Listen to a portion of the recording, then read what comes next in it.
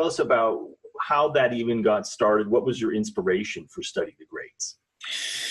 Well, I really started it as just a way to expand my own vocabulary and my own skill set with the transcriptions and things like that. Because I had always been, I guess, obsessed to a certain extent with watching all these guys like Vinnie Colaiuta and Weckl and Novak. I had always just watched so many hours of videos of all these different drummers playing. It was just part of what I did. And I had all the, skill sets from Musicians Institute, so I knew how to read and write stuff. And I was getting into drum notation inside Logic, so I figured out how to do transcriptions inside Logic pretty efficiently.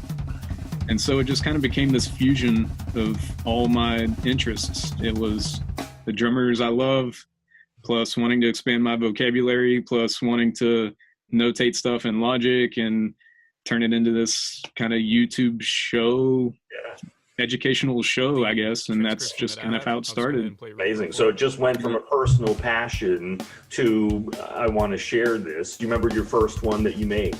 It was on Dave Weckl.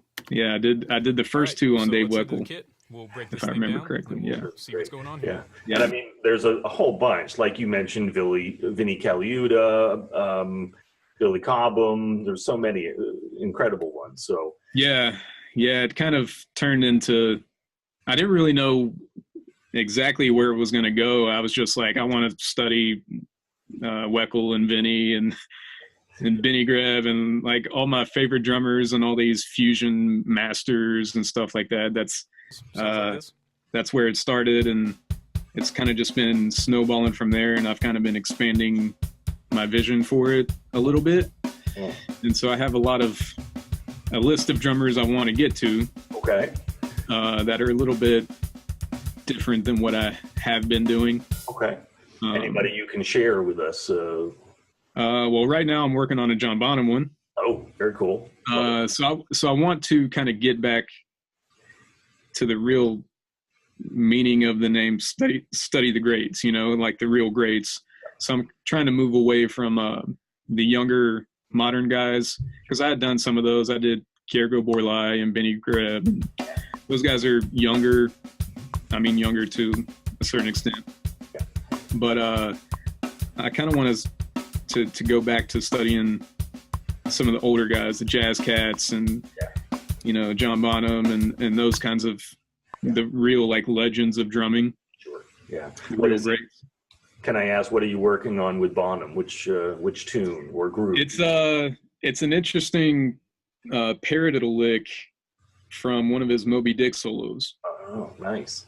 Yeah, so there's this really crazy paradiddle, these really fast paradiddle licks that he pulls out in at the beginning of that the Moby Dick solo on YouTube, the most famous video. It's got 4 or 5 million views or something like that. That's really great. And I love how you get into it, because for those who haven't seen it, you pick out a particular groove or lick or fill, and you just break it down. But I love it because I'm watching these and I'm impressed with the video, but you're in the background and you're just going, I love that when you do that. It's just great. Yeah. Like, yep, I'm feeling that way too. So, yeah. I guess that's become one of the little signature things. Yeah, right. You got to trademark that, Austin. So. Yeah, I suppose.